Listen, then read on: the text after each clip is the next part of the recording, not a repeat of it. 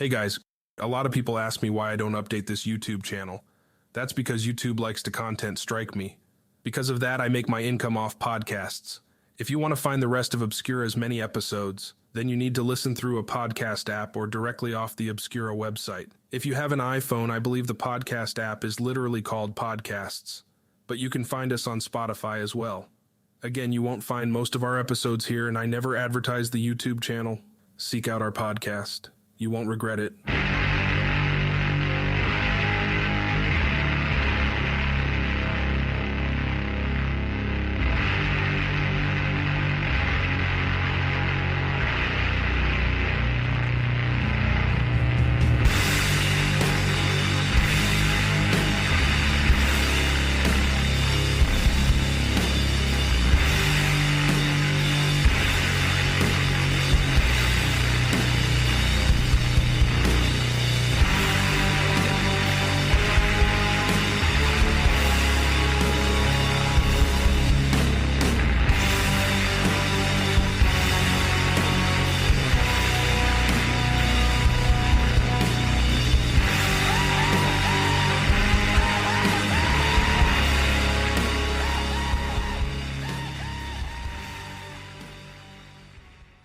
When I created Black Label, it was a response to the backlash I received after covering Nick Stoutzenberger, or Nick Bate, as he's known online.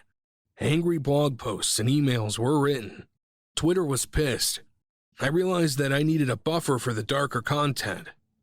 And if you're listening to this on the free feed, there's 3 Black Label episodes this month alone coming out. So you'll be missing out on 2 of the 3 if you don't join the Patreon. But yes, I realized I needed a buffer, and Black Label has served that purpose well. Going back to the original episode and hearing it after all these years has been a trip. Though, I'm not happy with the quality of the production these days. Today, we return to the case that laid the groundwork, the beginning before the beginning, the prequel. We return and we cement this case into the dark halls of Black Label. Now, I'm not going to waste your time any longer. Listener, I hope you enjoy this production of Black Label Episode 0, Nick Stoutzenberger, Into the Mouth of Madness. How do you explain who or what Nick Stoutzenberger is? His story is horrifying, yet complex. He's sort of a boogeyman. One of the many creeps, criminals, and monsters I've covered. But he has the distinction of being one of the handful that are considered the very worst, and yet he hasn't killed anyone. The chapters of this story feature video documentation that's hard to place specifically in the script. The philosophy crafting this episode is comparable to peeling a rotted onion. Listener, together, we'll peel away the less offensive bits. The white, glistening onion on the surface will give way to the black, putrid core of this case. If you think the early parts of this story is too vanilla, too dull, well, just wait. This is an episode that will have a slow incline until we descend at a breakneck pace, right into the mouth of madness. Before getting into the red meat of this story, let's get an overview of Nick Stoutzenberger's early life. Part 1. Unravel. Nick Stoutzenberger was born on September 1st, 1991. His parents divorced when he was still a child, sometime when he was in elementary school. According to Nick's aunt, his father was alcoholic, abusive, and unpredictable. Nick's father, she said, would often come home drunk, become verbally abusive, and oftentimes destroy property. There was also an incident where Nick's father spanked him publicly at school. After the divorce, Nick stayed with his mother at the family home, while his father moved into a trailer. Nick's mother eventually remarried, now suffering from anxiety and depression, conditions that he takes medication for. Nick was placed in a full-time emotional support class by the 4th grade. A documented note from his school reads, "Nick is usually very quiet in class and at times cooperative in class. He worked well in one-to-one situations with staff and in small groups. He receives 48 to 52 points per day on his point sheet, 52 possible points. Nick loses the most points in the area of respect and class rules. He continues to exhibit difficulty with peer relationships, which is demonstrated by his inappropriate behavior to peers. Until recently, Nick did not interact with others on the playground and often chose to remain in the classroom during recess. He is unable to accept consequences for his inappropriate actions and repeatedly states, "I didn't do anything." Nick is extremely emotional and takes everything to heart. During this period of his school life, Nick has physical altercations with other students. He doesn't recall who started these fights. Despite his behavioral issues, Nick was noted to have superior intelligence, creative talents, visual sequencing, wide vocabulary skills, verbal reasoning skills, abstract reasoning abilities, and complete academic abilities. However, even at a young age, it was clear that he was heading down the wrong path. His areas that needed improvement were compliance with school rules, expectations, social interactions with peers, specifically to lessen physical aggression towards peers, increased ability to seek help when needed, and develop strategies to cope better with anxiety and withdrawal. By middle school, Nick's struggle with social anxiety got the best of him, eventually forcing him to leave public school in order to be homeschooled by his aunt for his 7th, 8th, 9th, and 10th grade years. Afterwards, Nick once again returned to public school, where he was re-enrolled in full-time emotional support. The 4-year respite appeared to have helped Nick grasp a better handle on his social anxiety. Some teachers even described him as intelligent and funny. Nick spent most of his time at his desk drawing. According to him, students would acknowledge that they were well done, and Nick thought of these students as his friends. There's no evidence these students saw Nick outside of the school. But there were still issues. One document on his behavior reads, "Nick needs to improve his social skills." Nick avoids high social areas, such as the cafeteria and hallways, even with peers prompting to join. Nick sometimes makes comments or acts in a way that has a tendency to draw negative attention to himself, such as sucking on his hair or moaning for no apparent reason. When Nick finished high school, sometime in 2008 or 2009, his aunt aided him in applying for Social Security disability benefits and allowed Nick to live in her apartment. Nick's relationship with his mother could be described as bad if you were to undersell it. To jump ahead, when a psychological evaluation was being performed on Nick Stoutzenberger, his mother could not be reached. It seemed that she simply left a message. Quote, "He was always a problem." Nick has poor critical thinking. When asked what he would do if there was a fire on his stovetop, he responded that he would text his aunt. Calling 911 or using a fire extinguisher didn't even occur to him. This right here, this lack of judgment, this non-ability to have even the most basic problem-solving skills will echo through his future actions. It's what allows him to openly expose his dark thoughts and actions to the world.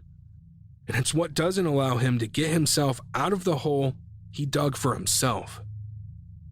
Part 2. Obsession. Okay, we've established a basic overview of most of Nick Stoutzenberger's life. We've peeled away a few rotten layers. But let's start to flesh this out. To do this, I think it's important to analyze who Nick considered to be the love of his life. I'm not going to give her name out. We're going to call her Anna. Now, I want to put something forward here. Let's pump the brakes.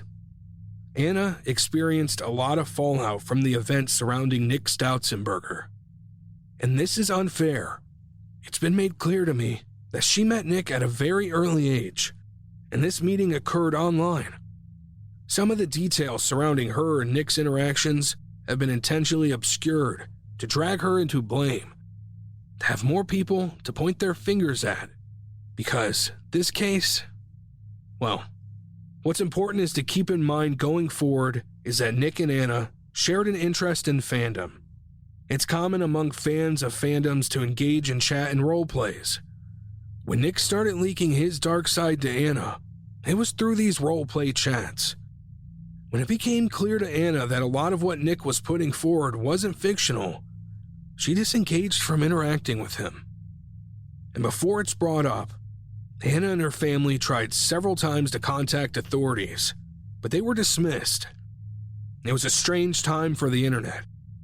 It wasn't taken very seriously at the time, and you could really do what you wanted for the most part. So I implore you, leave the girl alone. She's been through enough. Have empathy. Nick met Anna online when she was 12, maybe 13 years old. He was about a year older than she was. They shared an interest in obscure webtoons and were a part of the fandom.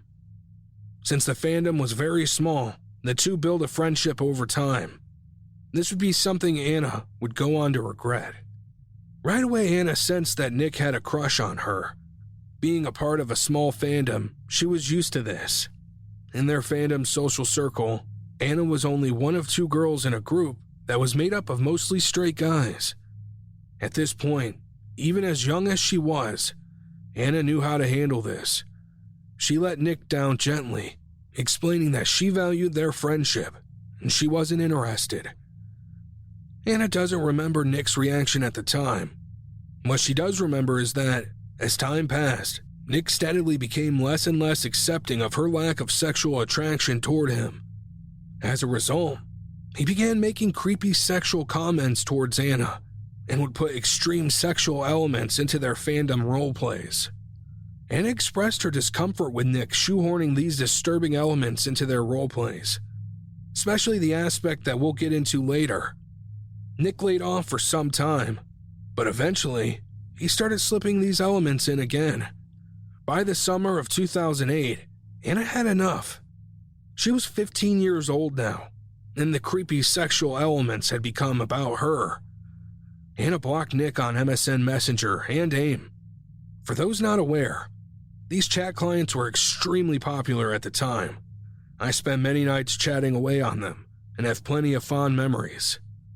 After blocking Nick, Anna felt she was finally free of his creepy behavior, that she could breathe a sigh of relief. But she was very, very wrong. What Anna had forgotten was that she and Nick had been pen pals at one point in their friendship, and that he had her cell phone number. So, not long after she blocked him, a letter arrived. This was in late September or early October. Anna refused to read the letter. She never opened it. When her mother handed it to Anna, naively telling her it was from a friend, Anna explained that the two were no longer friends, that he'd gotten kind of weird. Fearing she might get into trouble, she went it alone and didn't explain to her parents that Nick frightened her. When you're at that age, it's hard to tell exactly what will piss off your parents. So the letter went unanswered and time passed.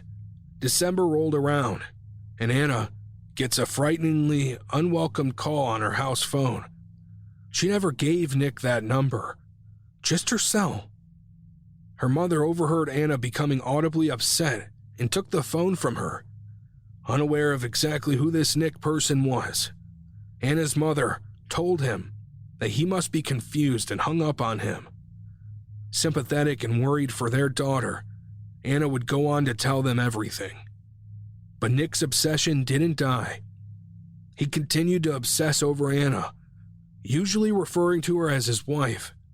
And for Anna, this caused a great deal of stress.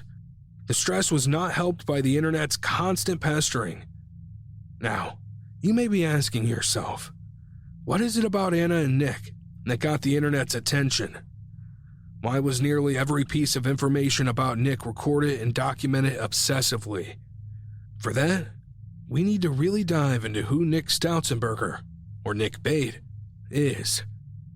It's here where we're really peeling away the disgusting layers of this monster. Listener, have you heard of Green Chef? Green Chef now offers more variety and flexibility than ever before with double the choices. Green Chef is a CCOF certified meal kit company. Green Chef makes eating well easy with plans to fit every lifestyle. Whether you're keto, paleo, vegan, vegetarian, gluten-free, or just looking to eat more balanced meals, Green Chef offers a range of recipes to suit your preferences. With Green Chef, you can expect elevated fare of a consistent, top-notch quality, featuring premium ingredients and sustainably sourced produce. Time-saving recipes packed with fresh produce and vibrant flavors help you make the most out of those long summer days. Me, I personally love Green Chef. I love their recipes, and they're quick and easy to cook. So listen, go to greenchef.com/obscura135 and use code obscura135 to get $135 off across 5 boxes, plus free shipping on your first box. That's saving $135. It's a great deal. Green Chef is the #1 meal kit for eating well.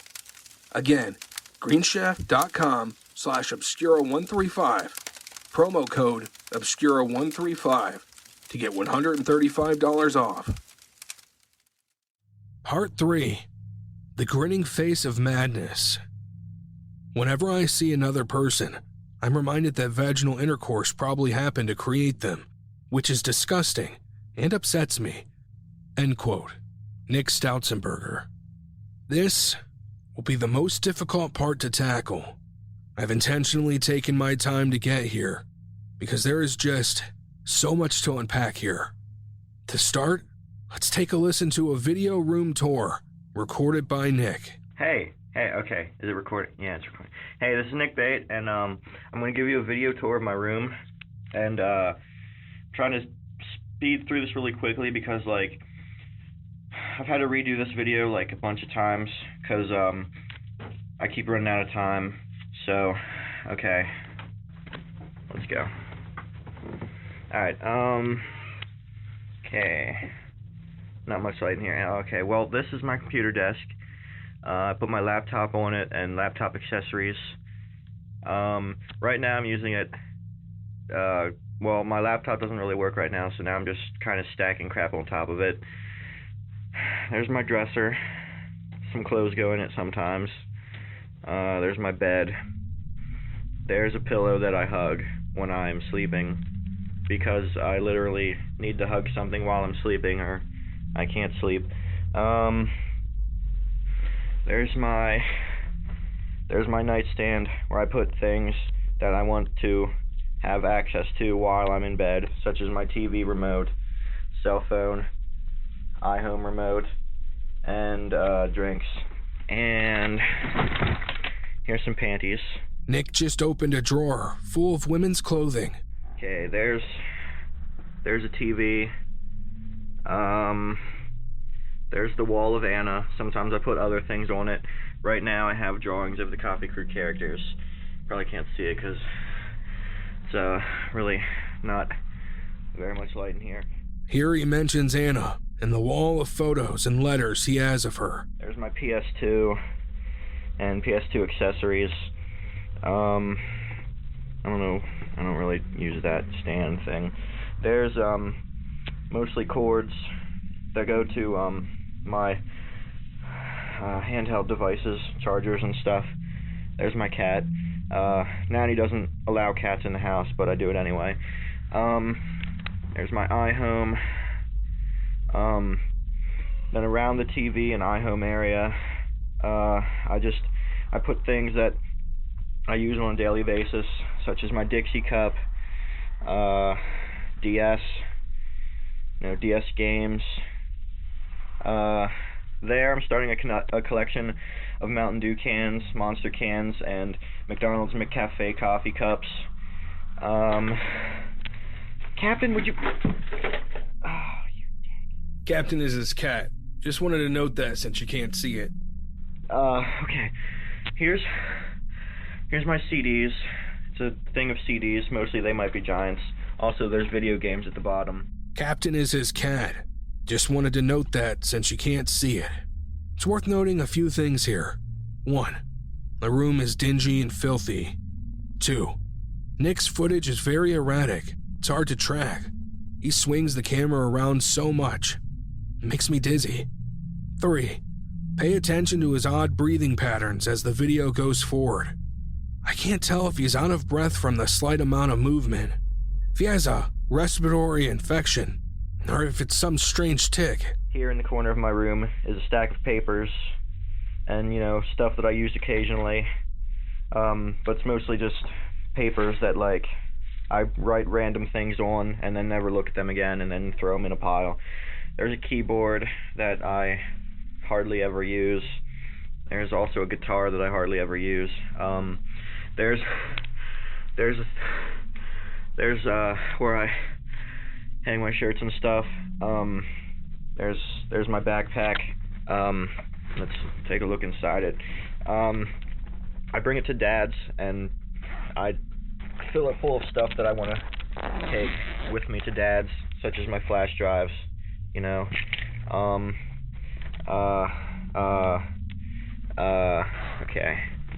Let's unzip.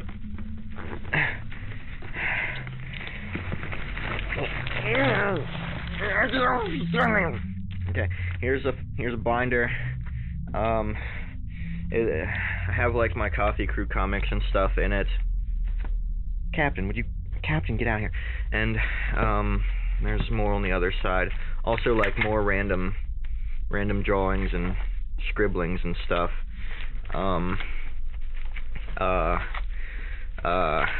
Okay. Yeah, more Coffee Crew comics on this side. Okay, Captain, get the... Okay, here's another binder.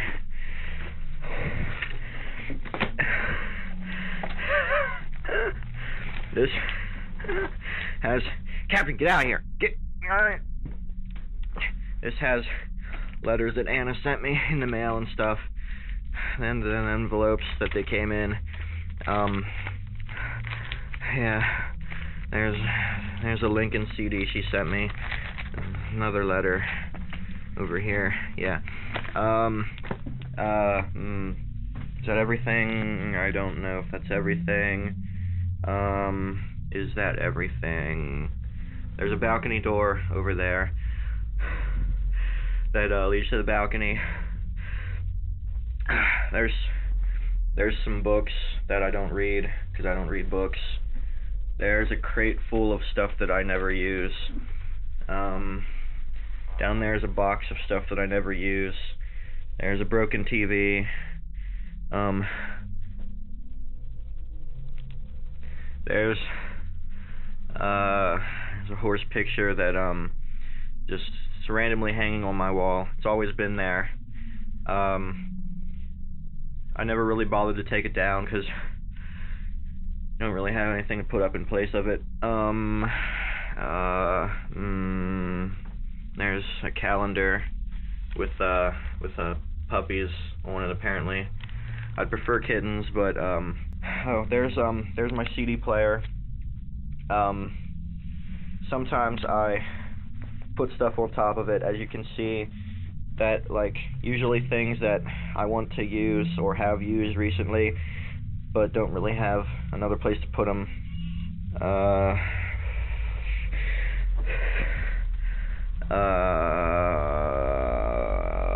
guess that's... Oh, here's another door. It leads to this little Anna chamber. It's a little room where we store things. Over there's a closet that I don't use. They use it for whatever, I don't know. There's a window, an air conditioner.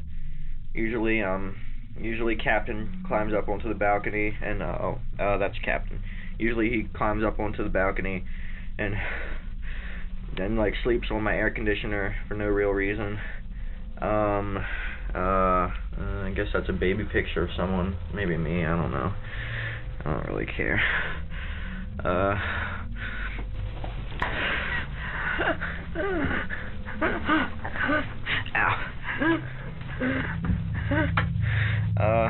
Here's a bathroom. There's a toilet. There's a plunger that I use as a butt plug. There's a mirror. This is usually where I take pictures of myself. There's a sink.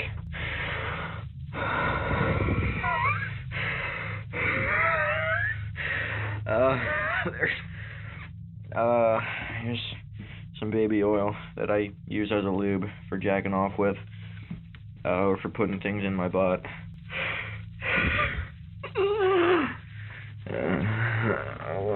What do you want, Captain? What do you want? There. I guess that's everything. So, yeah.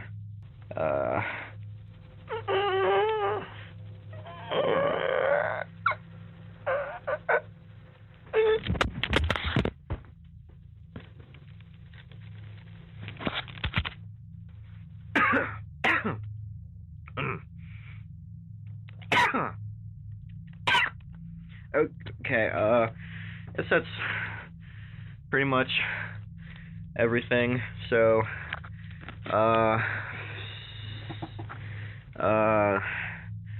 yeah.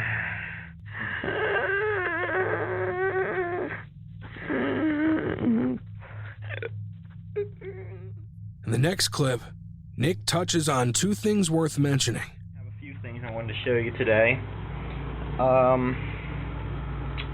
What to knock out first? Alright, well, okay, we'll do this first. Somebody told me, they suggested making like a video, for Anna to like try and get her to love me again.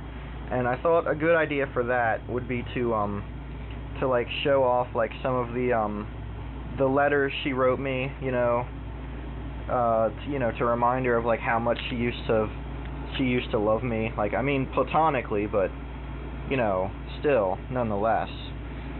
Okay, well, first of all, this one is the one I mainly showed people in high school, which is just pictures of her. No recent ones, though. It only goes back to pink. When did she have pink hair? That would have been 2008, I guess. I think, yeah, 2008. Because 2011 was black. 10 was purple. Or no, 10 was red, 9 was purple. There's the time she hung out with Myrrh. A bunch of random collages. But yeah, this is the one I showed people in high school, because I talked about Anna all the time. And I wanted to like actually show them who she was and stuff. So yeah. Oh, there's where she met John Flansburgh, so that's pretty fucking awesome. So yeah, so random body parts there. There's where she's hugging a tree. That's extremely sexy. And then the rest of it is like random lists and stuff that I wrote. They might be Giants, EPs and stuff. I don't know, I write a lot of lists. I don't know why I do it. I don't even go and look at them again. I don't know. Some kind of mental illness, I assume. Anyway, here's one of the letters. I'm not going to read the whole things because that would take a long-ass time. But, okay, this was from 2006, like late August to early September, when my mom had me arrested for no reason. I got sent to a psychiatric hospital. Anyway, she says, "Everyone's really worried about you. Thank you for sticking up for yourself. I greatly admire that. We all love and miss you. I hope you get out soon." Okay. Here's the envelope of one of the snail mail letters she sent me. Damn fucking glare's in the way. Fuck you, lights. She sealed it with a kiss. Purple one. Let's see. That's okay. She's teaching me Japanese there. She's talking about a book she read. Okay, here we go. P.S. Even though I'm not in love with you, I'd like you to know you're incredibly sweet and a great friend. Made a mistake there. She wrote "at" for some reason. Oh, up here she hugged me, so that's cool. With platonic love. Here I used to have these letters hanging up on my bulletin board, and my stupid aunt was reading them when I wasn't there one day and replaced that P in penis with a G. Fucking stupid people. Up here, she asked me for Nevermind by Nirvana for Christmas, which I gave her. As you can hear, Nick is still obsessing over a letter from Anna from 2006, but it's 2011. He's read it so much he's begun breaking down the grammar in the letter. Then in return, she gave me Lincoln by They Might Be Giants, which is a great album that everybody should have and listen to.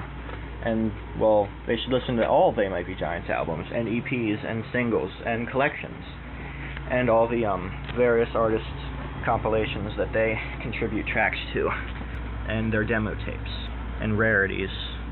Well, I guess I already covered that. Yeah, she wrote on that envelope, too. Ooh, here we go. With Lorv, Anna, and a heart. Lorv is platonic in nature, but still, you know, she loved me platonically.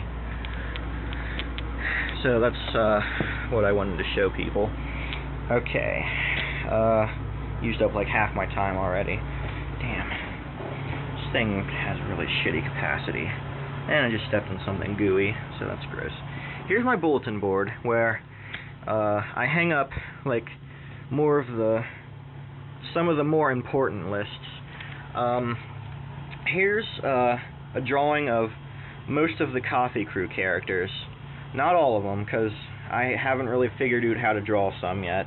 Coffee Crew is Nick's attempt at creating a webtoon series. It's honestly not really worth getting into. Here's They Might Be Giants things that I still need.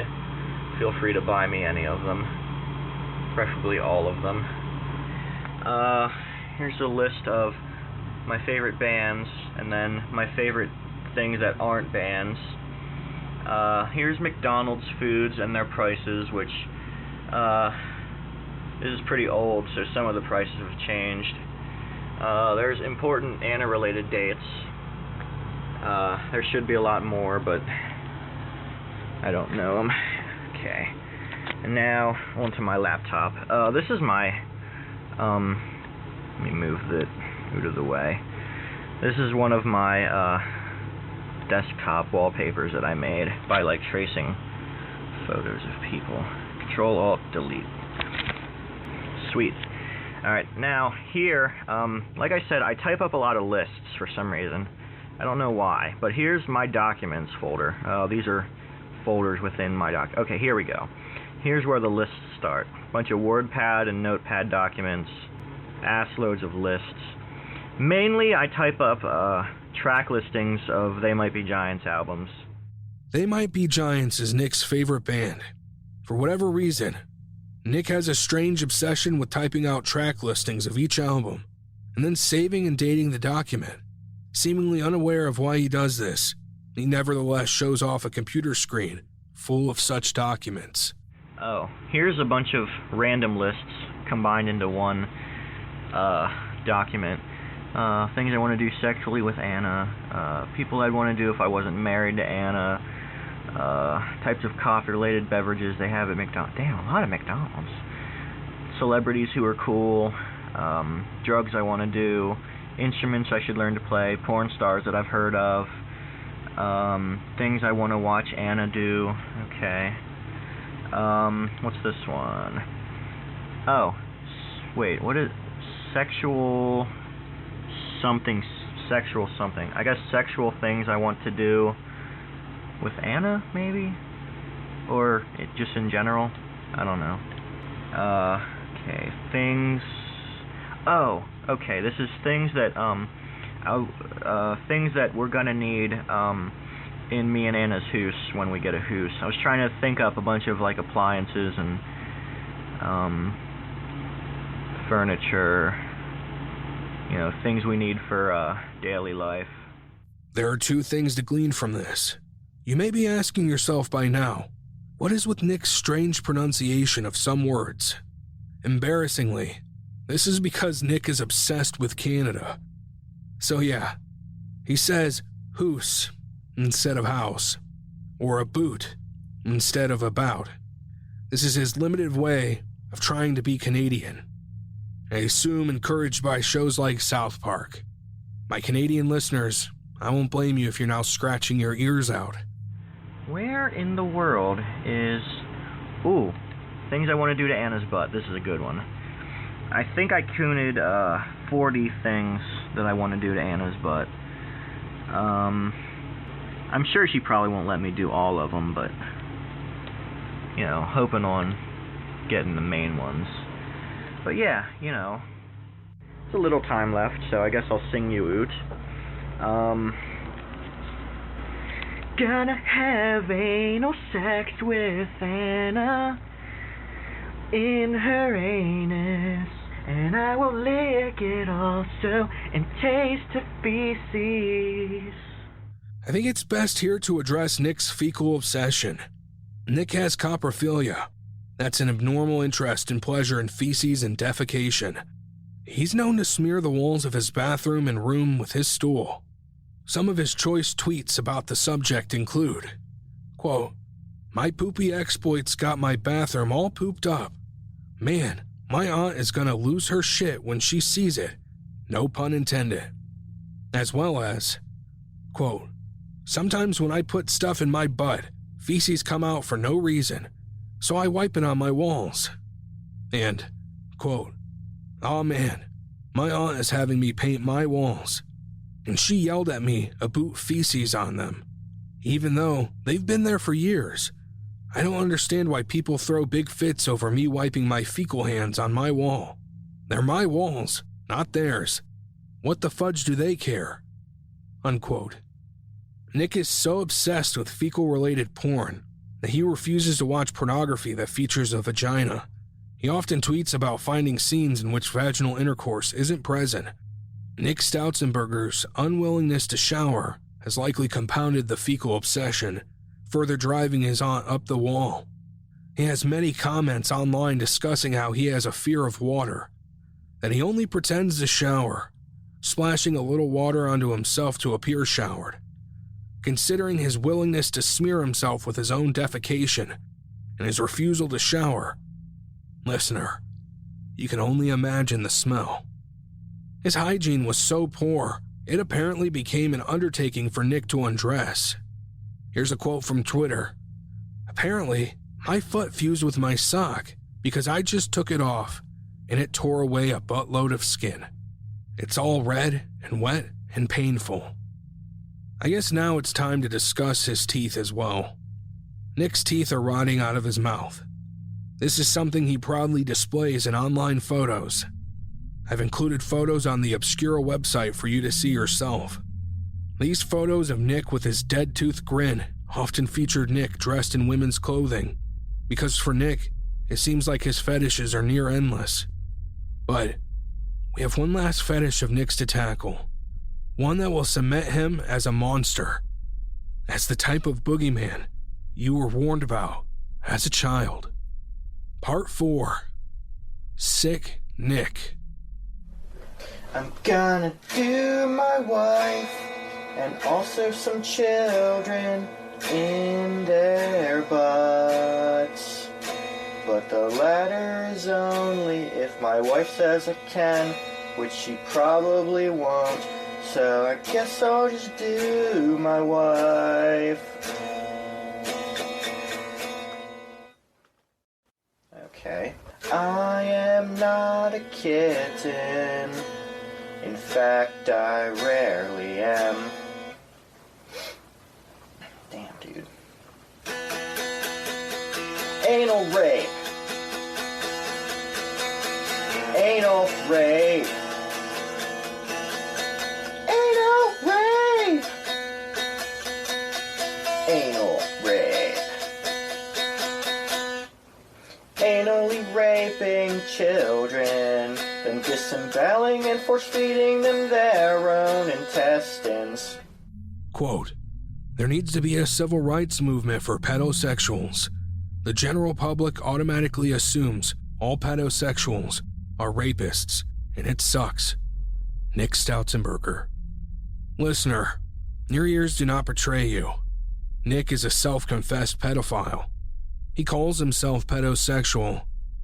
Here is a video of Nick defending his stance on being a pedophile. How is it weird in any way? Alright guys, this is recording. I'm gonna give this to Tom, maybe. Okay, Nick, ask a question about pedophilia, please.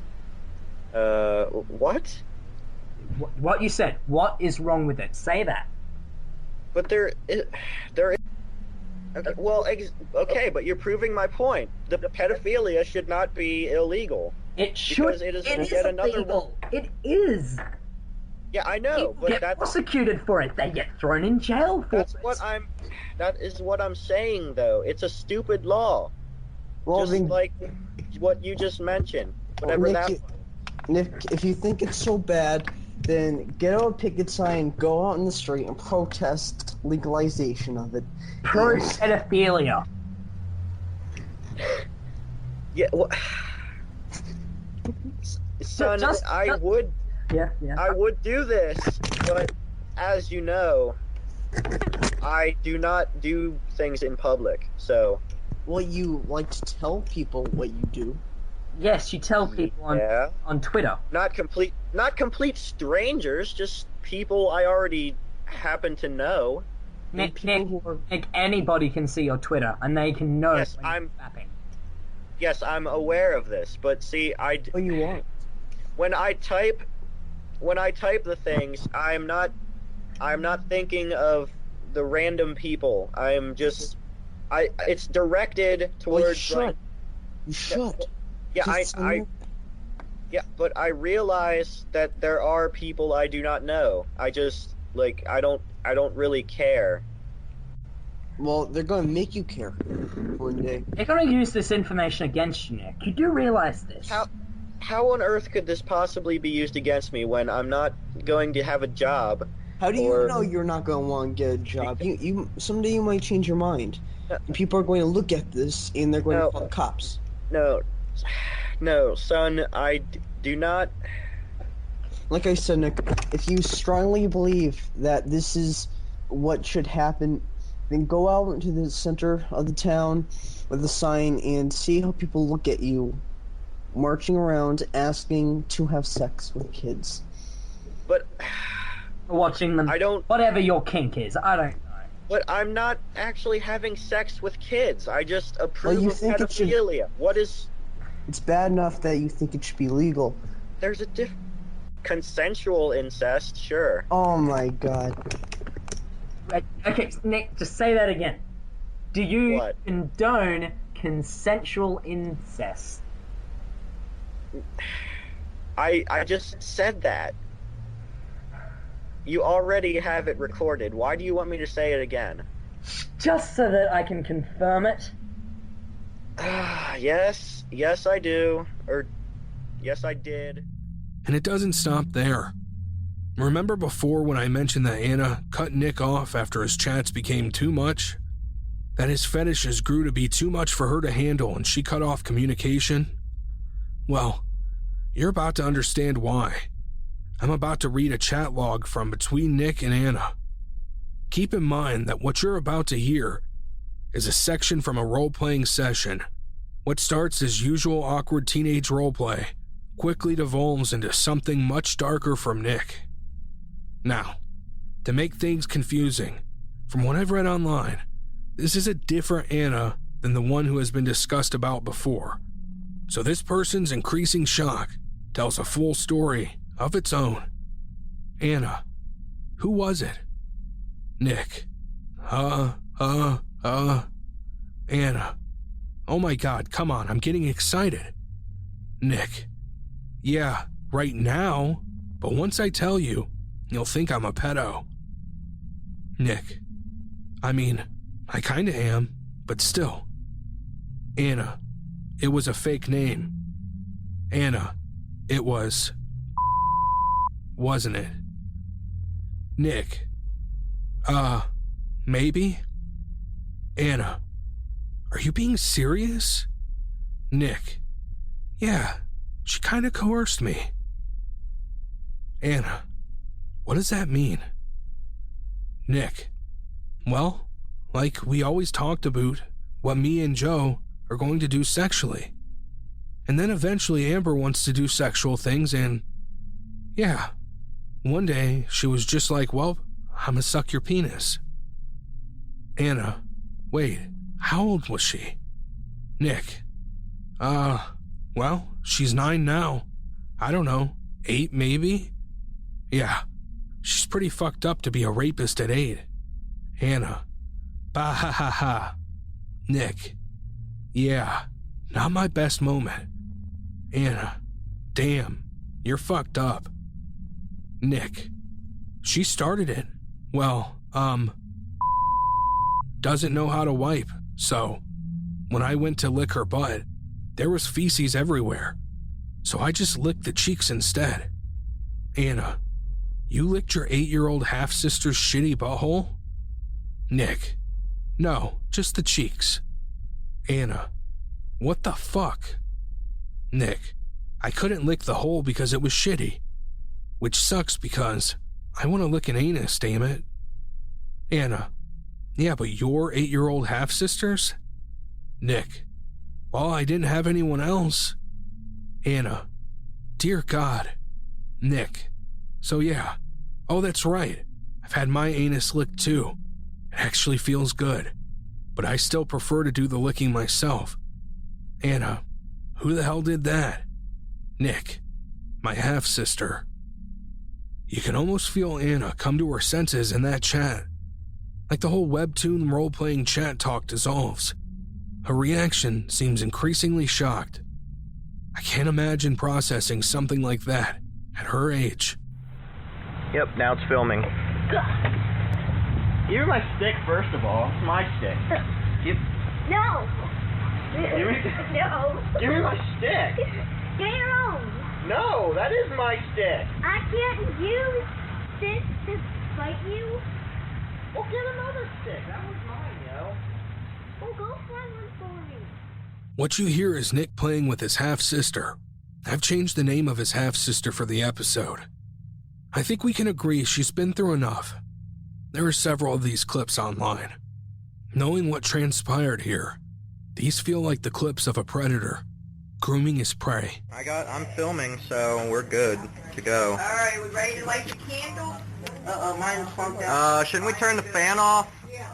Ceiling fan? Turn the switch on. We shouldn't even have a ceiling fan. They're dangerous. My battery When went. I like the last one, you gotta start singing. Alright, we'll wait. I don't sing without an auto-tuner. Go! Happy birthday to you. Happy birthday to you. Happy birthday, dear. And you smell like one. This is Nick recording his half-sister's birthday. I think context like this is important. A lot of true crime podcasts might gloss over this. But Nick's sister is a person. She'll have to live the rest of her life knowing what he did to her. She's a victim. I speak from personal experience. Things that aren't worth getting into. It's hard, if not impossible, to wash stains like that away. It can follow and inform your decisions in the worst way. Take decades of your life from you. If you let it, it'll consume you. To put it short, moments like this is why I make the show. And yeah, I'm not a fan of Nick Stoutzenberger. People of his ilk give me a feeling in the pit of my stomach that's hard to describe. It's a blend of anger and despair, like a cold tangled mass that I can't unravel. But I try repeatedly with each episode. But Nick fills me with... Forget it. This is a podcast made in hatred. In fact, in the name of hate. It's a dark spit smeared across the face of the legacies of these predators. This isn't a podcast about climbing out of the abyss humanity has descended into. But no, we're leaning over the edge and screaming in rage. Anyway, Part 5. Consequences. Nick Stoutzenberger's clock was ticking. He wasn't ready for what was coming. And as you've heard, this has all been documented. And when the internet gets obsessed with something, it doesn't let go. To make matters worse for Nick, his half-sister came forward and told her father what occurred. Court documents show that Nick and his half-sister were playing video games in a room together. Nick then told his sister to suck his penis and lick his buttocks. After, he licked her buttocks. A second incident occurred in which Nick made his half-sister suck his penis again, and a final incident occurred in which Nick forcibly kissed her. The sexual assaults occurred between 2009 and 2010. His Twitter feed became an erratic mix of the usual fecal fetish tweets, video game tweets, tweets about his ex-online girlfriends, and finally, about his impending investigation. Quote, "Why does everyone think I did it? I've never been alone with her. I can't even talk to people. So who am I gonna molest someone? I hate sexual assault, so why would I do it? My coprophilia proves I lied in the chat log. I don't receive analinguus, etc." In Nick's panic, he came up with the most absurd defense I've ever heard. His defense was that it couldn't have been him, because in the chat he said he couldn't perform analinguus because his half-sister's buttocks were smeared with feces. To add to his madness, as we go further down, he made a video to prove his defense. I'm filming this video because I've been accused of sexually assaulting my sister, and this is me trying to prove that I didn't. Part of the reason that I think they think I did it is because of this chat log that surfaced where I told my friend that I did molest my sister. And even though I've came out multiple times to say that this was a lie and that I actually didn't, nobody believes me. But one thing that I can prove was definitely a lie in the chat log is that I mentioned in it that I didn't do anal with her because she had feces in her butt. And everybody knows that I'm a coprophiliac, so this wouldn't have stopped me. If I were to molest somebody, I definitely would have done anal no matter what. And I can prove that I'm a coprophiliac because here is my toilet in which I have just defecated, as you can see. And I'm going to touch the feces and masturbate with it. So, I don't know how to set up.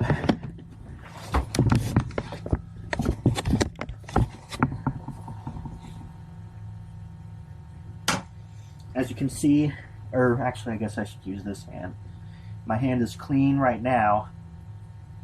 Okay, nothing on it. And now I am holding feces. Can you see it? Oh crap, it's falling on the floor. Okay, so I'm undoing my pants. It's hard to do this one-handed though. I'll just try it.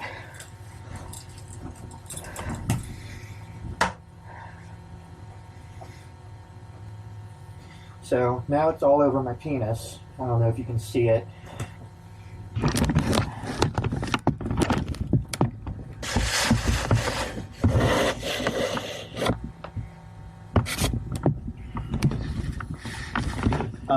It was requested that I film myself actually masturbating, but I'm not really aroused right now too much. Ever since I started on my medication, my Invega Sustenna, I haven't been able to masturbate like on command. So yeah, but anyway, hopefully this is proof enough that I'm a coprophiliac. And that proves that I couldn't have molested my sister because of,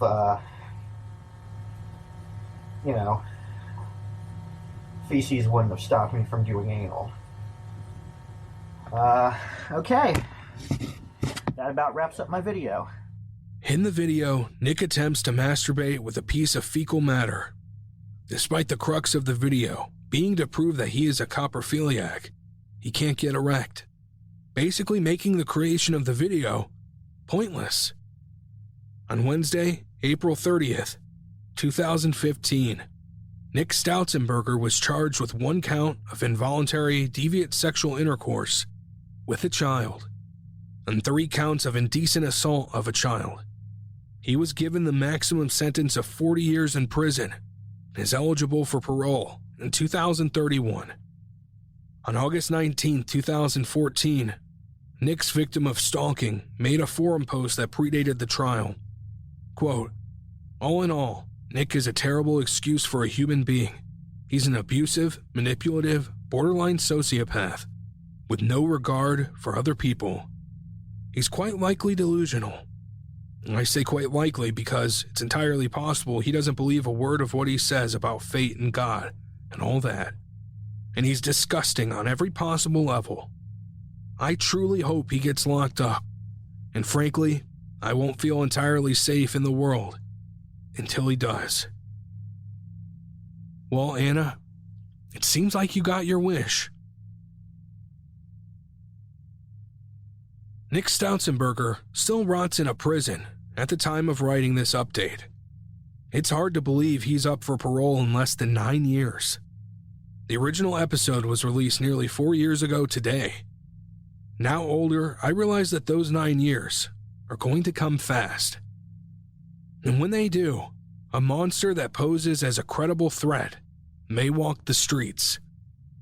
In the original release of the episode, I went on a bit of a rant in the outro, as if I hadn't done it enough in the middle of the episode. I won't go on a rant about his potential destruction. I'll leave that opinion up to you, listener. I will affirm that I detest Nick Stoutzenberger, and that if the world was just, he would be locked away for life, left to decay along with his own rotting soul.